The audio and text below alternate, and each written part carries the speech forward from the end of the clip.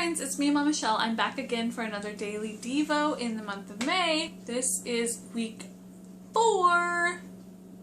I've made it this far. I'm gonna keep pushing through. Okay, I'm gonna hop right in here, and we are in Luke 8, 4 through 8. I do not have my scripture on the wall because this is a really long scripture. It's a parable, and I knew that no one was going to be able to read it, and I'm going to read it to you anyway. When a large crowd was coming together, and those from the various cities were journeying to him, he spoke by way of a parable. The sower went out to sow his seed, and as he sowed, some fell beside the road, and it was trampled underfoot, and the birds of the air ate it up. Other seed fell on rocky soil, and as soon as it grew up, it withered away because it had no moisture. Other seed fell among the thorns, and the thorns grew up with it and choked it out. Other seed fell into the good soil and grew up and produced a crop 100 times as great.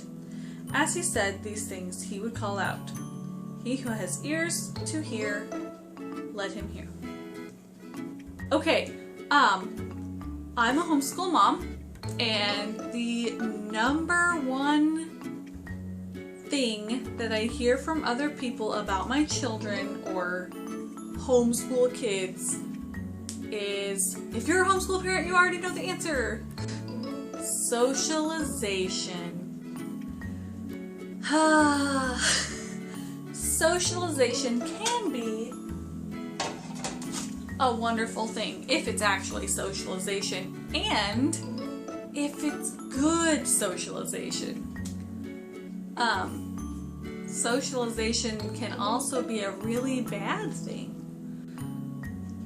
In the scripture we talk about seeds, and I recognize that this scripture is talking about the gospel, but also, as a parent,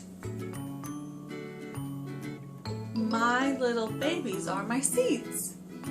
Last video, we talked about the tree being planted by the water and getting moisture and being hydrated and having spiritual hydration. And we talked about making sure our little saplings were well-rooted. I think that applies again with the seed. So let's break it down and take a look. Other seed fell among the thorns, and the thorns grew up with it and choked it out. This is the verse that I'm going to focus on the most today, so I'm going to come back to it after I read the last one. Other seed fell into the good soil and grew up and produced a crop 100 times as great. So, going back to the socialization idea, I don't believe that children are called to be missionaries. That might be my unpopular opinion, but that's what I believe.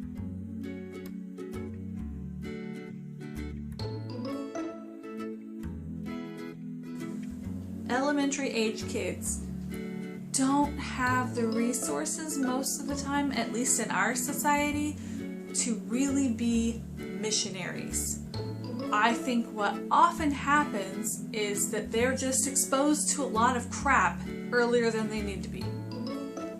I think it's my job as a mama to provide a stable place that models what it's like to be a Christian. It's not a guarantee that my kid's going to grow up to be a Christ follower. It's still their decision. But without my influence, it just blows my mind how hard it could be. So,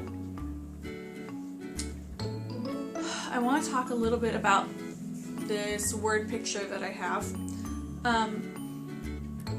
In regards to why I homeschool my kids. A lot of people think that homeschool kids are sheltered and unsocialized.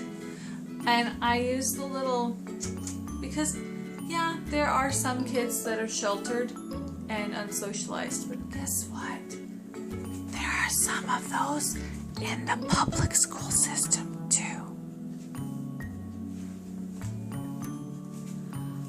And guess what? If not knowing what cocaine is when you're 5 is sheltered, I'm okay with that. I don't think that it is my job to expose my kid to everything and see how he does. I am not plant analogy. Okay, let's say I want to grow a tomato. And I am in the zone 5, which means it gets pretty darn cold. I think it's -15 average during the winter. Not average, but the average. You can Google what zone 5 is if you don't know. Okay, so it means it gets pretty darn cold. If I want to grow plants over the winter, I cannot start them outdoors. I have to put them in a greenhouse. This does not mean that my plants will never go outdoors. They probably actually won't do very well in a greenhouse in the summertime because then it's going to be too hot and they're not going to get enough sunlight. But in the greenhouse over the winter, they are sheltered from the storm for a temporary time so that they can get their root structure done. They can get a little bit of growth before they are exposed to the elements. This is what I look at my children and see in homeschooling them. This does not mean that they don't ever see any other plants. There are plenty of other plants in the greenhouse. There are bigger plants and smaller plants and plants that are the same size, plants that are a different species, plants that are a different... You get what I'm saying? Not everybody in the greenhouse was born between September and September of a certain year. Also, another analogy that I like to rely on is the fact that I'm not a zookeeper. I have my little animals. I have my elephant, my turtle, and my bird. My little animals, sure, but I am not raising them to be in a cage when my job is done. I'm not a zookeeper. I'm not a ringleader.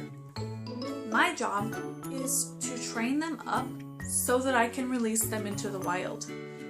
Temporarily, they need a little bit of support. They might need a splint or two. They might need some surgery. They might need some major help. If I were to release them in the wild now, they would die. If I were to release the little bird and expect her to fly, she's not gonna flourish. She's probably gonna die. She's probably going to fall out of her nest, fall all the way down and hit every branch on the way down, and then get eaten by an animal. So what I'm saying is,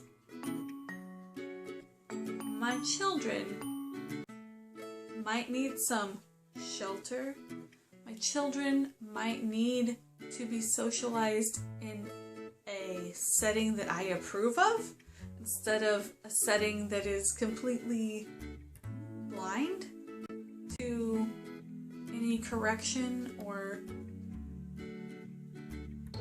structure. I have that freedom to help my kids learn how to interact with other people in an appropriate way, not to learn all of the bad habits that all of the children their age have. I don't expect the blind to lead the blind. And I don't expect too many other 6-year-olds to be able to really teach my child what it's like to be a Christian. It's possible. I'm not saying that it's possible. I'm just saying it's very improbable. That's why I choose to educate my kids the way I do. So, and you might say that's controlling, or you might say that's not healthy for them, but you know what? They're my kids. And God put my kids in my family. God didn't put my kids in a school system. I'm not saying that we don't need help and we don't need others in our lives.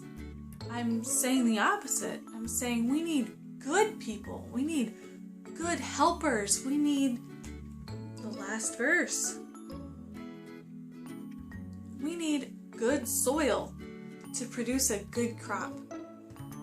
So, that's where I am on the whole socialization and sheltering my kids dilemma, which is not a dilemma for me.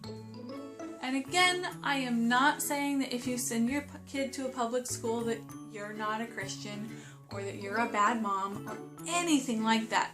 I'm just saying this is why I do it this way.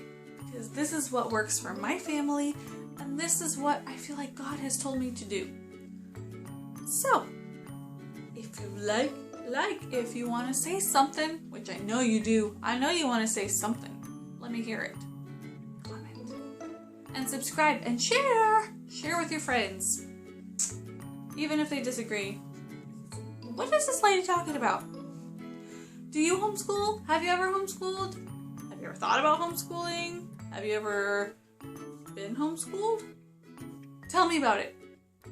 Alright. I'll see you all tomorrow for day 2 of week 4. Bye.